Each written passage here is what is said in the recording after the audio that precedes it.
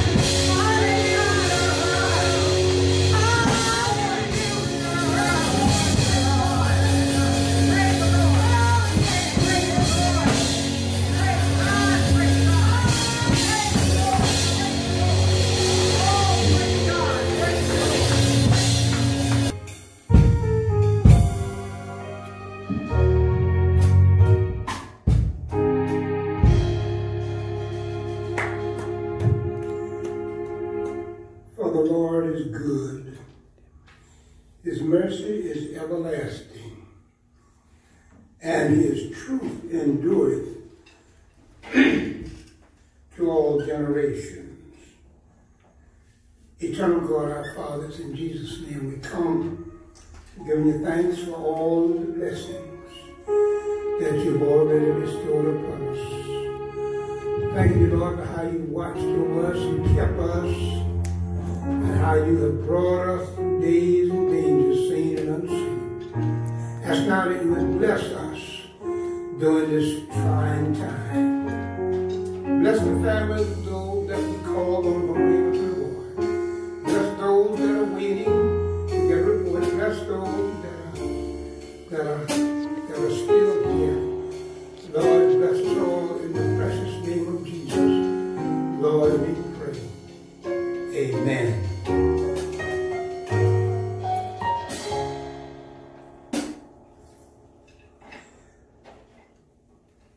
I'll be coming to you today from Genesis chapter 22, verses 1 through 9.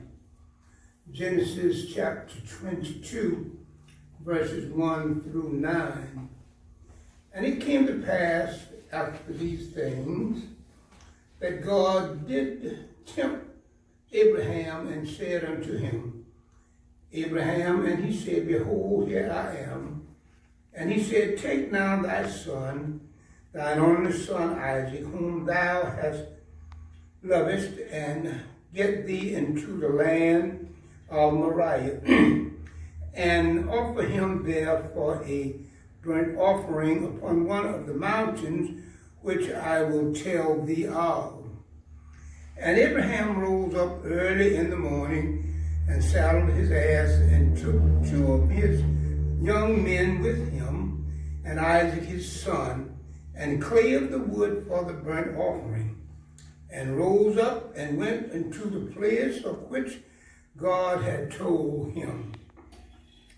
Then on the 3rd day, Abraham lifted up his eyes and saw the place afar off. And Abraham said unto his young men, Abide ye here with the ass, and I and the lad will go yonder and worship, and come again to you. And Abraham took the wood of the burnt offering, and laid it upon Isaac his son. And he took the fire in his hand, and the knife, and they went both of them together. And Isaac spake unto Abraham his father, and said, My father? And he said, Here am I, my son. And he said, Behold the fire and the wood, but where is the lamb for the burnt offering? And Abraham said, My son, God will provide himself a lamb for a burnt offering. So they went both of them together.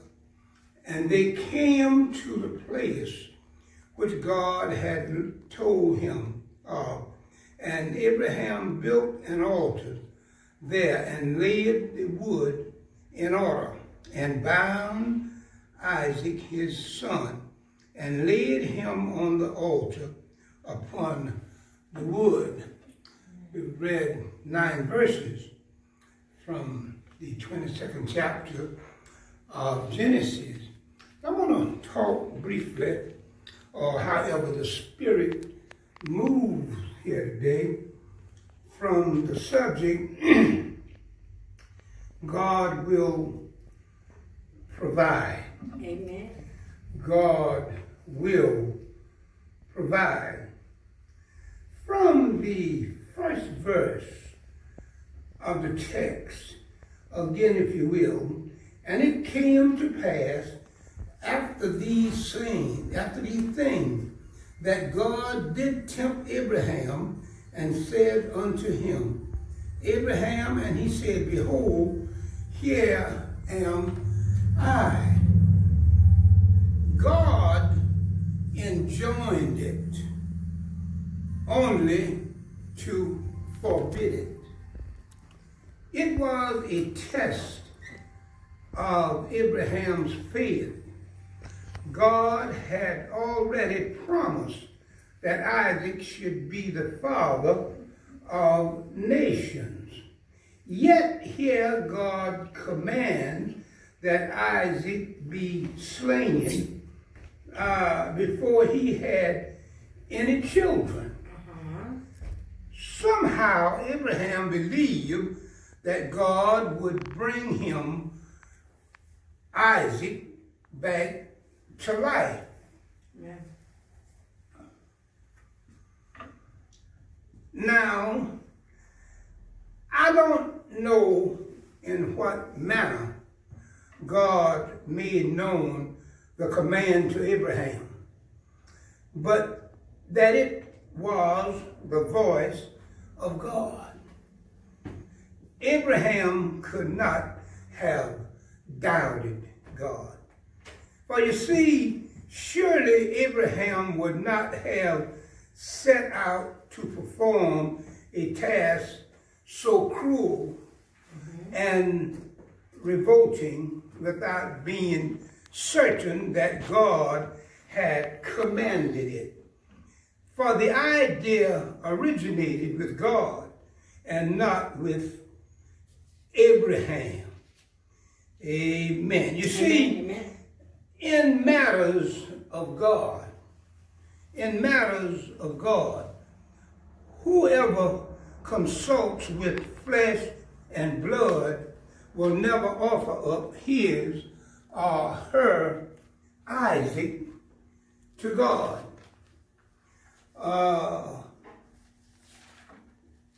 Now, the offering of Isaac in the text was a picture prophecy. A picture prophecy of the death of Christ. Permit me to say that again. The offering of Isaac was a picture prophecy of the death of Christ. Yeah. We shall relate the two. First, a father offering his son. The son died for 3 days. Verse 4 provides information that Abraham traveled 3 days with Isaac, with misery in his heart, knowing that he was taking his son to meet his death. Now here, Isaac for Jesus was a substitute, but an actual sacrifice. Now, it was on Mount Moriah, the very same place where 2,000 years later, God's own son was offered. Yes. Maybe Abraham had a choice whether or not he would make this sacrifice. I don't know, but I do know that someone had to make the sacrifice. Amen. To make the prophecy and a reality. Yes. And there are still sacrifices to be made. Amen. I was looking through some old books and I ran across a book of fables, and I read a story. And the story entailed a family of mice. And in and around this family, or this community of mice, was a big old cat. Now, they had a problem with this cat. This cat would eat the little mice as they were born and devour them before they would get a chance to be grown. But there was one little mouse that would step away from the rest of the family and go over to the church, over to the Sunday school department. And he would squat in a corner, and there he would just stay and listen at the Sunday school lessons. Did I say Sunday school? Okay, Sunday school lessons. And he would leave the Sunday school department, and he would ease on into the praise and worship department. And he would stoop over there and listen at the praise and the worship and the music and the testimonies, and he liked that. Then he would leave that area and go over to where the preaching was going on.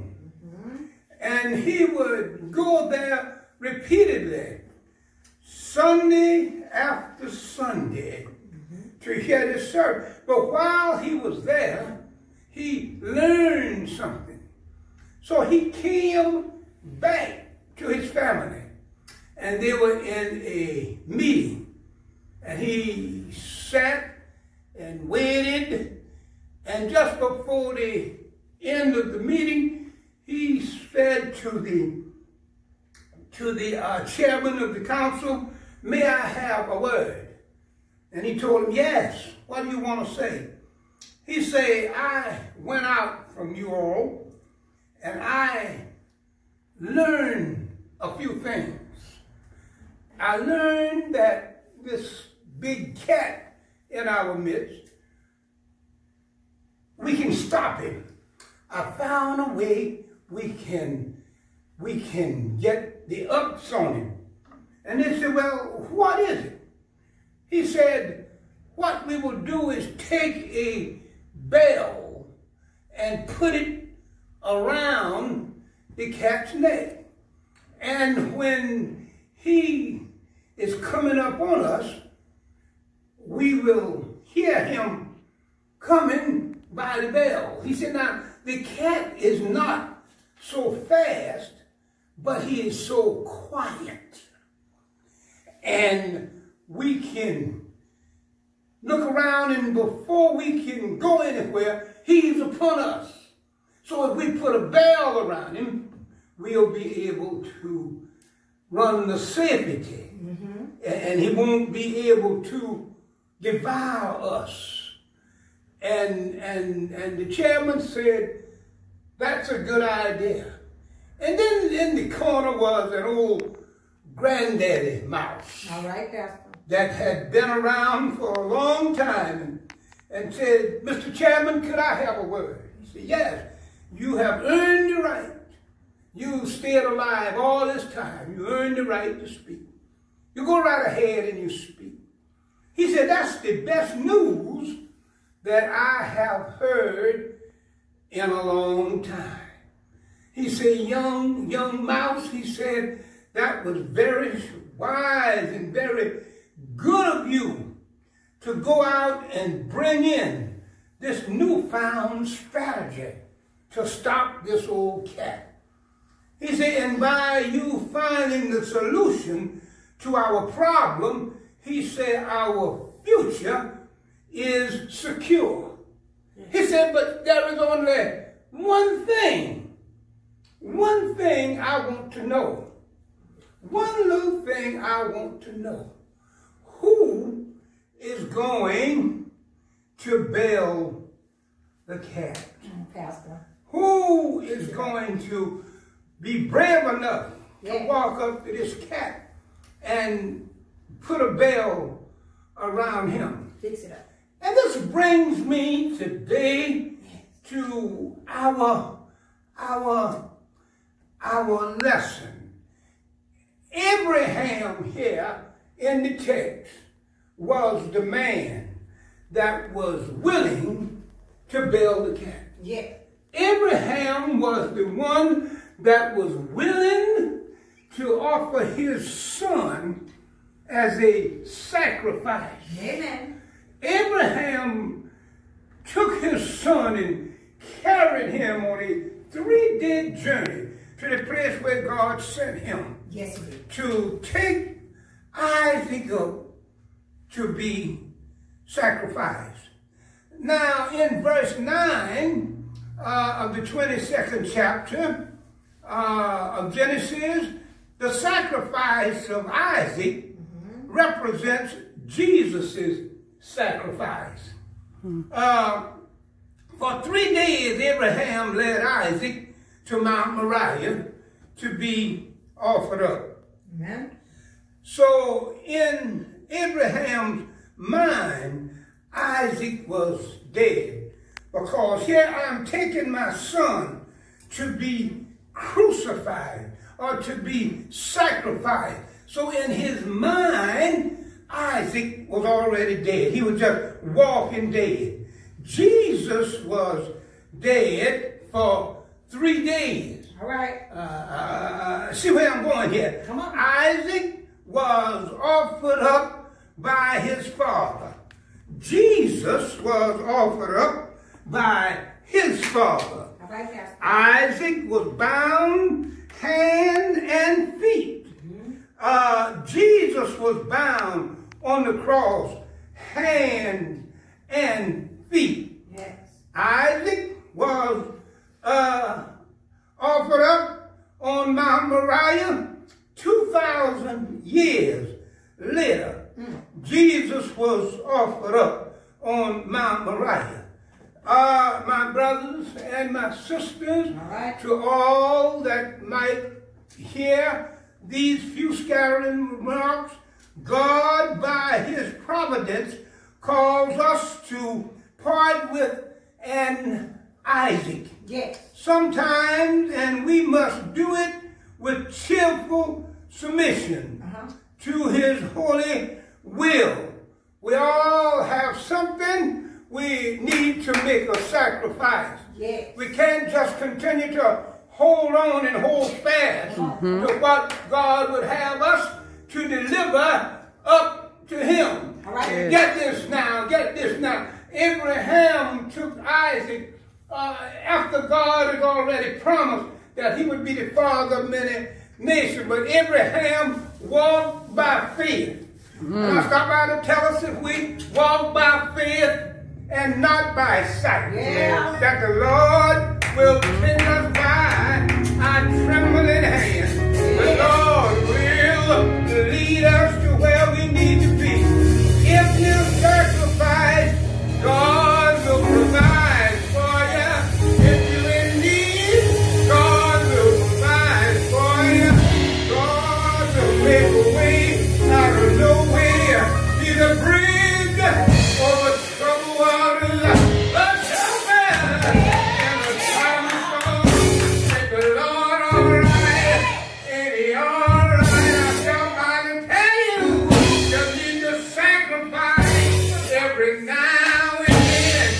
Just put your chest, put your heart, put your mind on Jesus and say, for you I will live, and for you I'll die. Is it all right? Is it all right? Is it all right? You'll say, thank you, Lord. I'm glad, so glad. When I was a wrecking bird, you provided me. When I was sick and couldn't get well, you provided me. When I was hungry, couldn't be fed. The Lord, the Lord, the Lord.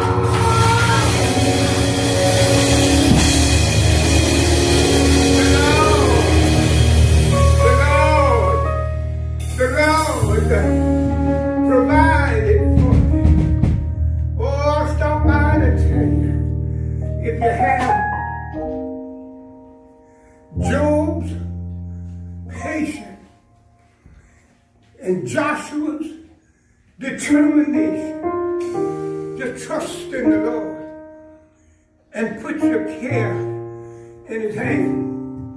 Lean not on your own understanding, but in all your ways, if you would just acknowledge him, he'll direct your path. Doesn't matter how things are going. Doesn't matter We're waiting on a report from the doctor. And it doesn't make a lot of difference what report you get from the doctor. If you would just trust in the Lord. Trust in the Lord will see you through. God bless you. God keep you. May heaven smile upon you. Amen. Amen. And amen again. Isn't the Lord all right? Isn't the Lord all right? The Lord will fix it for you. Oh, the Lord is good. The Lord is so good. The Lord is good. The Lord is good.